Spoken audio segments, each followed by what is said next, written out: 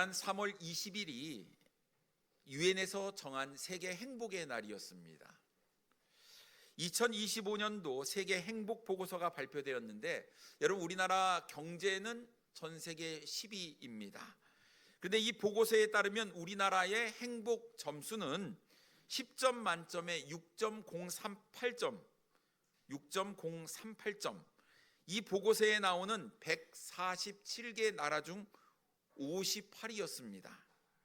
작년에는 6.04점으로 52위였는데 올해는 작년보다 0.02점이 더 낮아져서 순위로는 6단계나 떨어지게 되었습니다. 우리나라의 행복 순위는요, 경제적으로 우리보다 훨씬 뒤떨어진 베트남이나 태국, 필리핀보다 훨씬 더 낮은 수치인데요. 여러분, 이 보고서가 우리에게 주는 의미가 무엇인가 생각해 보면, 사람들은 흔히 가진 것이 많으면 그만큼 행복할 것이라고 생각을 하지만, 행복은 가진 것만으로는 평가할 수 없다는 것을 우리에게 알려주고 있습니다. 여러분, 우리나라 경제가 세계 10위권이라고 하면 우리의 행복 순위도 약 세계 10위 정도가 돼야 된다고 생각하지 않습니까? 많은 사람들이 가진 것, 많은 물질을 가져야만 행복하다고 생각을 하고 많은 물질을 갖기 위해서 노력하지 않습니까? 그런데 행복 순위는 물질에 달려있지 않다라는 겁니다. 영화 제목에 이런 것이 있었잖아요. 행복은 성적순이 아니다. 행복은 경제적 수준도 아니다라는 것을 우리에게 알려주고 있습니다. 그렇다고 한다면 여러분, 진정한 행복은 어디에서 찾을 수 있을까요? 여러분, 행복하기를 원하십니까? 그러면 많은 것을 내가 가지고 누린다는 생각에서부터는 벗어나야 될 것 같습니다. 그것은 올바른 행복의 조건이 아니기 때문에 그렇습니다. 더 이상 물질에 사로잡힌 인생이 되어서는 안 되고요. 그러면 우리가 어떻게 하면 행복해질 수 있을까를 생각해 봐야 하는 것 아니겠습니까? 행복한 것은요, 관계에 연관이 되어 있습니다. 인간은 사회적 동물이라고 하지요. 우리가 누군가와 관계를 맺으면서 살아가는 것이 우리의 삶입니다. 그렇다고 한다면 내가 행복하기 위해서는 내가 몸담고 있는, 내가 소속되어 있는 가정이 행복해야만 하는 것입니다. 가정을 빼놓고 나를 이야기할 수가 없습니다. 나라는 존재는 부모님이 계셔야만 존재할 수 있기 때문에 그렇습니다. 그리고 내가 태어나는 순간 가정이라는 울타리 안에 우리는 소속되어질 수밖에 없다라는 것입니다. 여러분, 우리가 행복하지 못하게 하는 것은 사탄의 일이에요.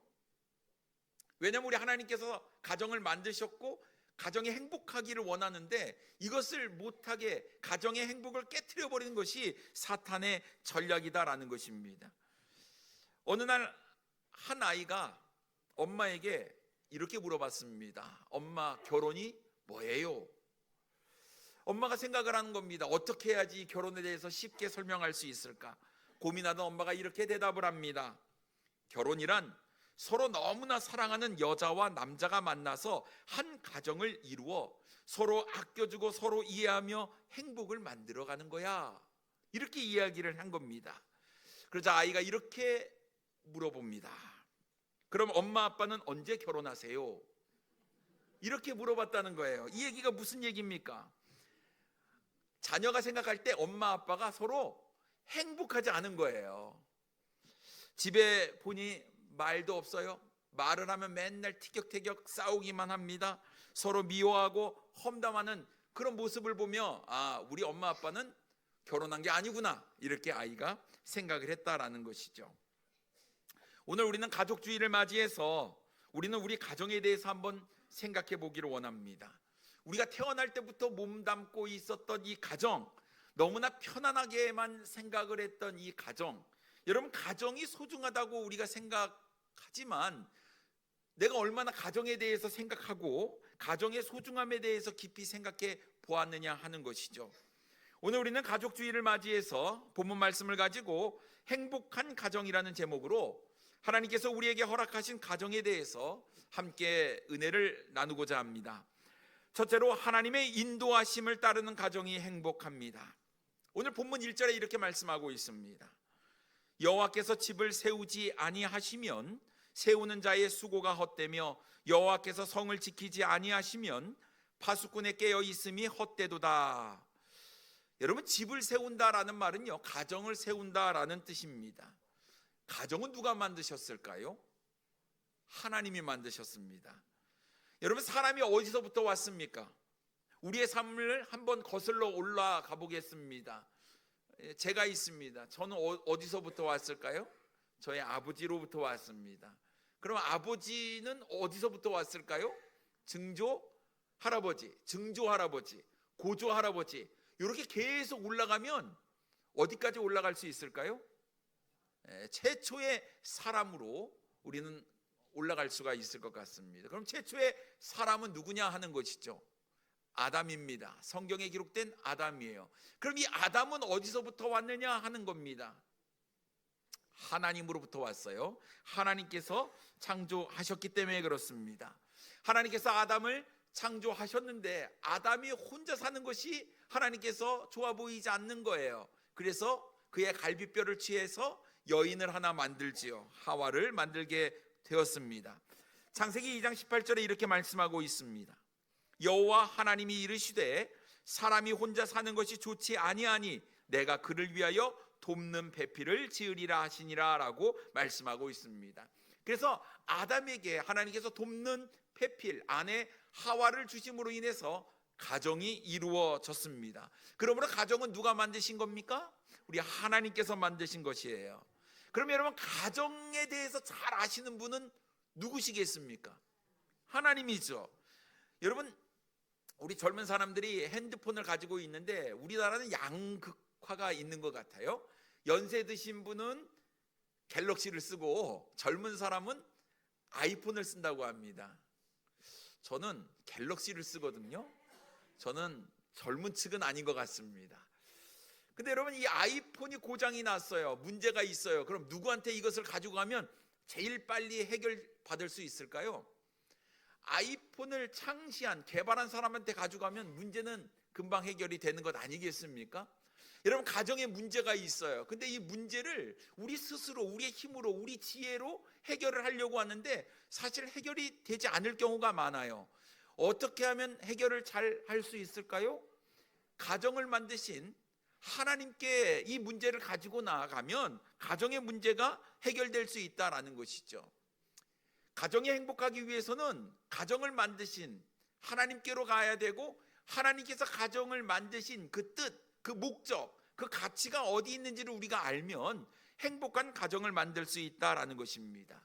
그러면 여러분, 한번 우리가 생각해 봐야 될 것은 내가 가정을 지키고 내 힘으로 할 수 있다고 착각해서는 안 된다라는 것이에요.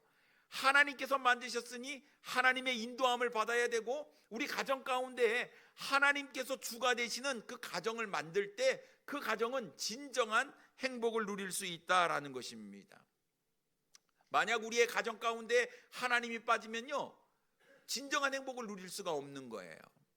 아담과 하와가 가정을 이루었어요. 하나님의 은혜 가운데 에덴 동산에서 행복한 나날을 보내게 되었습니다만, 아담과 하와의 가정이 무너지는 날이 오고 말았습니다. 이들 사이에서 하나님이 빠졌기 때문에 그렇습니다. 창세기 3장 6절 말씀에 보면요, 여자가 그 나무를 본즉 먹음직도 하고 보암직도 하고 지혜롭게 할 만큼 탐스럽기도 한 나무인지라 여자가 그 열매를 따먹고 자기와 함께 있는 남편에게도 주매 그도 먹은지라 라고 말씀하고 있습니다. 사탄의 유혹에 빠져서 하지 말라고 말씀하신 하나님의 명령에 불순종하고 하나님과 같이 되려는 마음에 선악과를 따먹게 되는 엄청난 범죄를 저지르게 되었습니다. 사탄의 유혹 가운데 빠져버리게 된 것이었지요. 여러분, 사랑하는 사람이라고 한다면요, 그 사람을 위해서 자신의 모든 것들을 희생하고 베풀고 나누고 섬기는 마음이 있습니다. 그렇지 않습니까? 안 해줘도 되는데 억지로라도 막 그 일을 해주겠다는 거예요. 아니, 그거 하지 않아도 된다라고 얘기해도 사랑하기 때문에 하는 겁니다. 그런데 이 아담과 하와의 이 사랑하는 사이에 사탄이 딱 침투를 했는데 그 다음부터 어떤 일이 벌어지냐면 남의 탓으로 돌리는 거예요. 미워하기 시작합니다. 험담하기 시작하는 거예요. 자기 중심적인 인생을 살아가고 말았다라는 사실입니다. 사랑하던 관계에 균열이 가기 시작했어요. 아주 사탄이요, 전략적인 승리를 거두게 되었다라는 것입니다. 여러분, 가정은 하나님의 꿈을 이루는 가장 중요한 터전이자 우리에게 즐거움과 행복을 누릴 수 있는 너무나도 귀하고 아름다운 곳임을 우리는 기억해야 합니다. 사탄은 계속해서 가정을 무너뜨리는 일에 혈안이 되어 있어요. 어떻게 해서든지 가정을 파괴시키고 깨트리고 분리시키려고 철저하게 그 일을 집요하게 이루고 있다라는 사실입니다. 여러분, 결혼했을 때 상대방을 사랑하지만 상대방으로부터 존중받고 싶은 마음이 있지 않습니까? 여러분, 직장에 가서 막 상사한테 욕을 얻어먹어도 우리 집에 왔을 때 내 사랑하는 아내가 우리 남편밖에 없어라고 인정해주면, 다른 사람이 다 무시해도 내 아내로부터 존중받는다면 남편은요, 기가 삽니다. 너무 눌려서 사시는 것 같아요. 기 좀 펴시고 어깨도 좀 펴시고, 그렇지 않습니까? 내가 사랑하는 사람이 나를 존중해 줄 때 내가 삶의 가치를 느끼는 것 아니겠습니까? 사탄이요, 깨버리는 거예요. 부부 사이에, 가족 간에 서로의 신뢰를 깨트려버리고 만다라는 것입니다. 그래서 여러분, 현대 가정을 한번 보십시오. 주머니도 따로따로, 삶도 따로따로, 너무나 개인적이고 이기적인 그런 가정이 팽배해지고 있는 것이죠. 그러면 하나님께서 세우신 이 가정, 하나님의 뜻, 하나님의 가치대로 세워지는 이 가정이 행복한 가정이 되기 위해서는요, 우리가 주목해야 될 부분들이 있습니다. 여러분, 모든 사람들 중에 가장 뛰어난 지혜로운 사람이 누굴까요? 여러분, 이건 성경에도 이야기하고 있지만, 여러분, 성경을 모르는 사람들도 가장 세상에서 지혜로운 사람 하면 이 사람을 떠오릅니다. 솔로몬이죠. 오늘 시편 127편은 누가 썼을까요? 솔로몬이 썼어요. 그럼 오늘 솔로몬, 지혜로운 사람 솔로몬이 지혜로운 하나님의 말씀을 가지고 뭐라고 이야기를 하고 있냐? 2절에 이렇게 이야기를 합니다. 너희가 일찍이 일어나고 늦게 누우며 수고의 떡을 먹음이 헛되도다. 그러므로 여호와께서 그의 사랑하시는 자에게는 잠을 주시는도다 라고 말씀하고 있습니다. 여러분, 세상 많은 사람들이 자신의 사랑하는 가정을 지키기 위해서 부단히 노력을 해요. 오늘 솔로몬은 3가지의 것을 이야기하고 있지 않습니까? 가정을 위해서 일찍 일어난다, 가정을 위해서 늦게 누운다, 가정을 위해서 수고의 떡을 먹는다. 여러분, 내 사랑하는 가정을 지키기 위해서 남보다 더 일찍 일어나고 더 늦게까지 일하며 그 수고의 떡, 열심히 노력해서 번 그 물질을 가지고 가정을 지켜나가는 것, 이것이 바로 가장의 역할 아닙니까? 그런데 가정을 위해서, 이 가정을 지키기 위해서 쉴 새 없이 일을 하는데, 솔로몬이 이런 삶 뒤에 단 한마디로 뭐라고 정의를 내리냐면 헛되도다라고 말씀하고 있다라는 것입니다. 가정을 지키고 가정을 세우고 내가 그 일을 위해서 엄청나게 수고하고 노력하지만 하나님께서 하시지 않는 인생은 결국 헛된 것이다 라고 말씀하고 있는 거예요. 그러면서 뒤에 뭐라고 말씀하고 있습니까? 여호와께서 그의 사랑하시는 자에게는 잠을 주신다라고 말씀하고 있는 거예요. 세상 사람은 잠을 줄여가면서 일찍 일어나고 늦게 자고 바쁘고 분주한 삶을 사는데, 이 모든 삶이 헛되다고 이야기하는데, 하나님을 사랑하는 자에게는 잠을 주신다는 거예요. 여러분, 어떻게 푹 잠을 잘 수가 있겠습니까? 내 인생 가운데 걱정과 염려가 없을 때 여러분, 2다리 쭉 뻗고 편안한 잠을 잘 수 있는 거예요. 근데 여러분, 염려가 있고 걱정이 있으면 잠이 옵니까? 안 와요. 잠이 안 오고 뭐만 자꾸 입에서 나오냐면 한숨만 나와요. 어찌할꼬. 내가 이렇게 일찍 일어나고 늦게 자며 수고하는데도 왜 내 삶이 이럴꼬. 하지만 여러분, 우리 가정 가운데 하나님이 계시는 가정, 하나님이 함께 하시는 가정은요, 하나님께서 편안함을 주시고 안정감을 주시고 그래서 두 다리를 쭉 뻗고 잠을 잘 수 있도록 인도해 주신다라는 거예요. 그러므로 진정한 가정의 평안은 하나님의 사랑 안에 거할 때 가능하다라는 것입니다. 전에 저희 집에 크리스탈로 된 장식품이 하나 있었어요. 그 장식품에는 이런 그림과 글귀가 적혀 있었습니다. 그리스도는 이 집의 주인이시오, 식사 때마다 보이지 않는 손님이시오, 모든 대화에 말없이 듣는 이시라. 여러분, 이 그림 혹시 보신 적 있으십니까? 너무너무 유명한 그림이에요. 이 그림에 예수님의 얼굴이 있는데 혹시 보이십니까? 안 보이세요? 옛날에 이런 말이 있었습니다. 저 예수님 얼굴을 못 보는 사람은 구원받지 못한 사람이다. 뭐 이런 얘기가 우스갯소리로 있었던 적이 있습니다. 저 가운데 있는 부분에 예수님의 얼굴이 있어요. 2차 세계대전 말미에 중국에 있던 어떤 사진사가 하나님의 얼굴, 예수님의 얼굴을 보고 싶은데 간절한 마음이 있었는데 볼 수가 없는 거예요. 그런 기도하는 마음 가운데 성령께서 그 마음에 음성을 들려주시는데 그 진흙바다, 그 이제 얼었던 땅이 녹아가지고 생긴 그 진흙, 그것을 사진으로 찍어라 하는 이런 말씀에 사진을 찍었는데 저런 모양이 나왔다고 하지요. 예수님의 얼굴이 중간에 있습니다. 그런데 그것보다 제가 말씀을 드리고 싶은 것은요, 그 밑에 있는 문구예요. 그리스도가 이 집의 주인이시다. 식사하지만 식사 때마다 보이지 않는 손님으로 우리와 함께 계시는 분, 모든 대화에 말없이 듣고 계시는 분이 바로 우리 주님이시다라는 이야기입니다. 사랑하는 선생님 여러분, 가정의 주인은 우리 주님이십니다. 가정을 세우시는 분도 우리 주님이시요, 가정을 지키시는 분도 우리 주님이세요. 우리가 우리의 힘으로, 우리의 지혜로, 우리의 생각으로, 우리의 판단으로 우리 가정을 지키려고 노력하지만 여러분, 하나님께서 함께 하시지 않으면 우리 가정을 지킬 수 없다라는 것이죠. 그래서 여러분, 우리 가정 가운데 늘 함께 하시는 그 주님을 기억하시면서 주님이 인도하시는 대로, 주님의 뜻 가운데로 우리 가정을 이끌어갈 때, 우리 하나님께서 가정을 세우시고 우리 하나님께서 가정을 지켜주실 때 그 가정이 진정으로 행복한 가정이 되리라고 믿습니다. 그래서 여러분, 우리 가정이 하나님으로부터 왔으니 하나님께서 이끌어 가시는 대로 하나님의 뜻대로 순종하는 복된 가정을 만들어 가시는 우리 사랑하는 성도님들 되기를 원합니다. 두 번째로, 믿음의 가정을 둔 가정이, 믿음의 자녀를 둔 가정이 행복합니다. 오늘날 우리 가정이 무너지고 있어요. 이성 간의 결혼을 통해서 자손을 계승하는 것이 가정의 기본 개념입니다.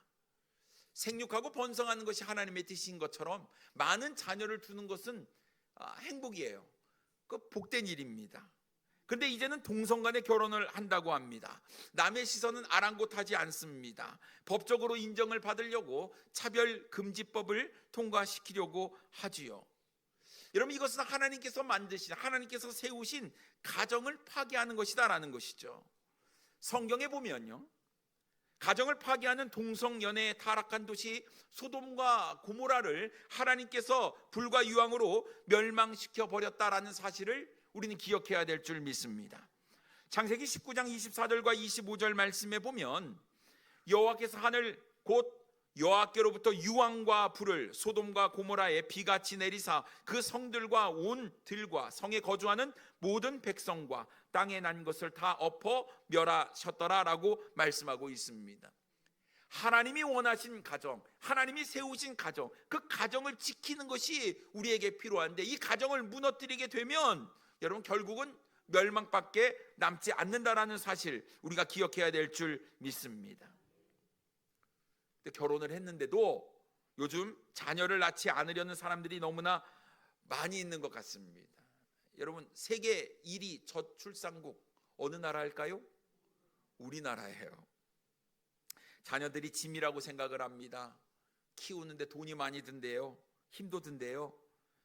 가장 큰 이유는 뭐냐면 자녀를 낳으면요, 내 인생이 사라진다라는 마음이 제일 크다는 통계 결과가 있습니다.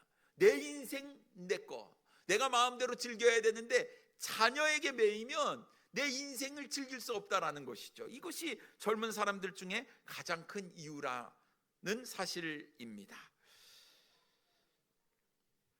자녀가 어릴 때는요, 시도 때도 없이 우니까 얼마나 달래는데 힘이 들겠습니까? 좀 말귀를 알아들으면요, 좀 순종할 것 같은데 제멋대로 하겠다고 짜증을 내지요. 좀 더 크면요, 더 말 안 듣습니다. 자녀를 양육하는데 돈은 또 얼마나 많이 들어갑니까? 학원비 들어갑니다. 병원비 들어갑니다. 먹고 입히는데 쓰는 돈이 만만치 않은 거예요. 이러니 속을 썩이는 자녀를 두는 것이 싫다라는 거예요. 근데 외로워요. 그래서 뭐를 둡니까? 강아지를 둡니다. 개를 두죠. 예전에는 개라고 불렀거든요. 그러다 시간이 흐르니까 개를요, 애완동물이라고 부릅니다. 애완동물. 좋아하여 가까이 두고 귀여워하며 기르는 동물. 이게 애완동물의 뜻이죠. 그래서 지금은 애완동물이라고 부르지 않습니다. 반려견이라고 부릅니다. 반려견. 한 가족처럼 사람과 더불어 살아가는 개를 이야기합니다. 그래서 이제는 개를 보고 뭐라고 이야기하죠? 내 딸, 내 아들, 이렇게 부르는 거예요.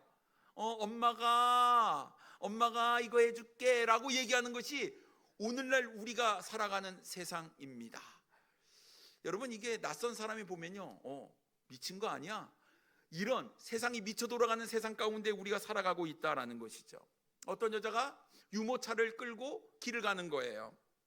그래서 이야기합니다. 야, 이거 봐봐, 이거 좋지, 이거 맛있지, 이게 마음에 들어. 저는 애가 있는 줄 알았습니다. 유모차를 보는 순간 뭐가 있었을까요? 개가 있는 거예요. 왜 개를 태우고 다닙니까? 우리 개가, 우리 딸이 관절염 걸리지 말라고 유모차에 태우고 다닌대요. 운동도 해주는 게 좋은데 말입니다. 세상이요, 개판이 되어가고 있다라는 생각이 듭니다. 물론 자녀를 키우고 양육하는 거 쉽지는 않습니다. 근데 여러분 생각해 보십시오. 자녀가 주는 기쁨이 더 크다라는 거예요. 자녀가 있을 때 비로소 가정이라는 것을 깨닫게 되고 진정한 행복을 느끼게 된다라는 것이죠. 3절에 이렇게 말씀하고 있습니다. 보라, 자식들은 여호와의 기업이요 태의 열매는 그의 상급이로다. 솔로몬이요, 이 자녀를 이야기할 때 뭐라고 시작을 하고 있습니까? 보라라고 시작을 해요. 보라라는 말은요, 이 독자의 주의를 집중시키는 말입니다. 보라, 다시 말해서 절대로 가볍게 듣지 말라는 뜻이지요. 신중하게 새겨 들으라는 것입니다. 자녀가 무엇이냐라는 것이죠. 무엇입니까? 여호와의 기업이요 그의 상급이다 라고 말씀하고 있는 거예요. 기업이라는 것은요, 상속, 유산이라는 뜻입니다. 다시 말해서 자녀는 하나님께서 나에게 물려주신 유산이요 상급이라는 뜻이죠.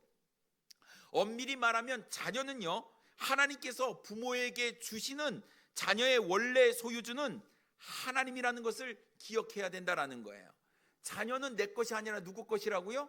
하나님 것이에요. 하나님께서 주신 기업이고 하나님께서 주신 상급이다라는 것입니다.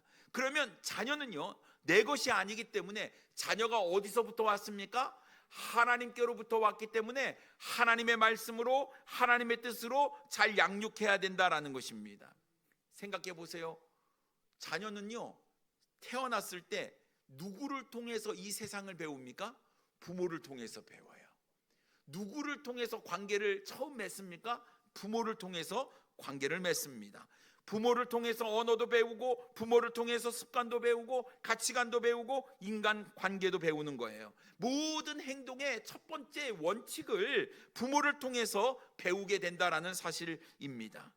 그래서 부모에게 잘 배운 자녀는요, 부모와 함께 있는 것을 기뻐하게 되고, 부모를 통해서 하나님께서 계시고 하나님을 어떻게 섬겨야 될지도 배운다라는 것이죠. 이런 것이 결국은 부모에게 효도하는 자녀가 되도록 만든다라는 것입니다.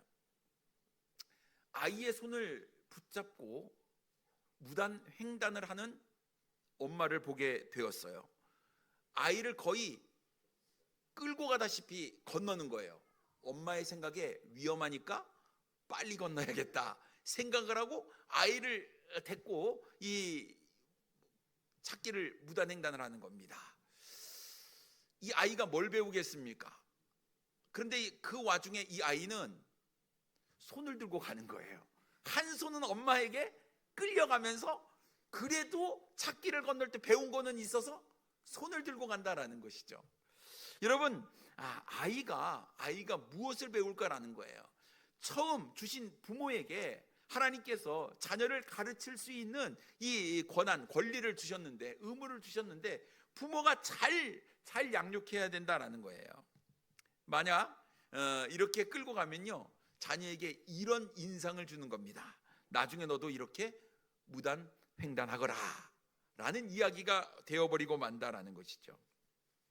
그렇기 때문에 부모는요, 자녀들 앞에서 행동 하나하나, 말 하나하나 여러분 생각하고 해야 되는 거예요. 이것이 내 소유가 아니고 하나님의 것이기 때문에 내 자녀를 어떻게 하면 하나님의 말씀, 하나님의 가치대로 키울 수 있느냐를 우리가 잘 생각해야 되는 겁니다. 배우는 거예요. 딸이 결혼할 때가 되었어요. 그러면 상대방 쪽에서 딸이 어떤 사람인지를 알려면 누구를 보는 것이 제일 좋을까요? 그의 어머니를 보면 잘 안 됩니다. 왜냐하면 그 가정에서 어떻게 자랐는지를 알기 때문에 그런 것이죠. 결국은 말이죠, 자녀에게 무엇을 전수해 주냐? 부모의 행동, 부모의 삶, 부모의 가치관, 부모의 생활, 모든 것들이 그 자녀에게 전수가 된다라는 것이죠. 그렇기 때문에 부모는 자녀의 본이 되어야 하는 것입니다. 제일 중요한 게 말이죠, 삶도 중요합니다만 정말 하나님을 알 수 있는 이 믿음의 가정을 만드는 것이 정말 중요한 거예요. 자녀는 부모를 통해서 하나님을 사랑하는 것, 기도하는 것, 거룩한 삶을 사는 것, 베풀고 나누고 섬기는 삶, 이런 모든 것들을 배우게 된다라는 것입니다. 그러니 여러분, 부모의 역할이 굉장히 중요한 거예요. 부모가 기도하고 말씀 묵상하는 모습을 보여주면 자녀는 자연스럽게 따라오게 되는 겁니다. 부모가 예배를 가장 소중하게 여기면요, 자녀도 하나님을 예배하는 그 자리를 절대로 포기하지 않고 놓치지 않는다라는 것이죠. 하나님을 사랑하게 만들려고 하면 하나님을 사랑하는 모습을 먼저 부모가 보여주어야 한다라는 것입니다. 부모는 자녀들이 하나님을 사랑하고 하나님을 섬기는 모습을 통해서 기쁨을 누리게 되는데요, 본문 4절과 5절에 이렇게 말씀하고 있습니다. 젊은 자의 자식은 장사의 수중의 화살 같으니 이것이 그의 화살통에 가득한 자는 복되도다. 그들이 성문에서 그들의 원수와 담판할 때에 수치를 당하지 아니하리로다라고 말씀하고 있습니다. 여러분, 노년의 부모에게 가장 힘이 되는 것이 무엇입니까? 자녀예요. 자녀는 부모에게 든든한 힘과 백이 되어준다라는 거예요. 힘 있는 위대한 장사가 수중에 많은 화살을 가지고 있는데 감히 어느 누가 맞설 수 있겠느냐 하는 것입니다. 그러니 여러분, 자녀를 잘 키우면 부모에게 큰 힘이 되는 거예요. 든든한 백이 된다라는 것입니다. 그런데요, 그 자녀가 눈에 넣어도 아프지 않을 그 자녀가 만약 죽어서 천국에 가지 못하고 지옥에 간다고 한다면요, 내 자녀가 분명한 구원의 확신이 없는 채 살아가고 있다면요, 여러분, 그렇게 사랑하는 자녀를 위해서 믿음의 가정, 우리의 삶의 원천인 하나님을 깨닫고 하나님을 믿고 알고 섬기는 인생이 되어보지 못하면 여러분, 우린 영원한 멸망길로 갈 수밖에 없는데, 여러분, 주님께서 주신 이 가정, 행복한 가정을 만들기 위해서는 하나님을 믿는 가정으로 만들지 않는다면 이 세상에서 행복할지는 모르겠지만 영원한 멸망길로 가게 되는 그 가정이 되어버리고 마는데, 여러분, 우리가 가만히 있을 수는 없지 않는가 하는 생각을 해보게 됩니다. 우리가 사는 이 시대를 말세라고 이야기를 하지 않습니까? 마지막 때라고 이야기를 합니다. 기본 개념들이 무너져가고 있는 이 시대 가운데 점점 이 세상은요, 하나님과 관계없는 반대되는 쪽으로 가고 있다라는 것입니다. 여러분, 진정한 가정의 행복을 누리기를 원한다고 한다면 여러분, 하나님이 지켜주시고 하나님이 세우는 가정을 만들어야 하는 것입니다. 그래서 여러분, 우리 가정이 정말 주님을 알고 구원받은 가정으로, 한 가정이 정말 하나님을 사랑하는 그 자리에 나와서 주님을 예배하는 가정으로 만드는 것이 정말 중요한 것이라고 생각이 듭니다. 그러니 여러분, 포기하지 마십시오. 마지막 때라고 이야기합니다. 말세라고 이야기합니다. 언제 멸망, 언제 심판날이 우리에게 다가올지 모르는데 마냥 기다리고 있어서는 안 된다라는 생각이 듭니다. 시간이 없어요. 급합니다. 내가 기도하고 있으면 언젠가 이루어지겠지. 여러분, 손 놓고 있지 마십시오.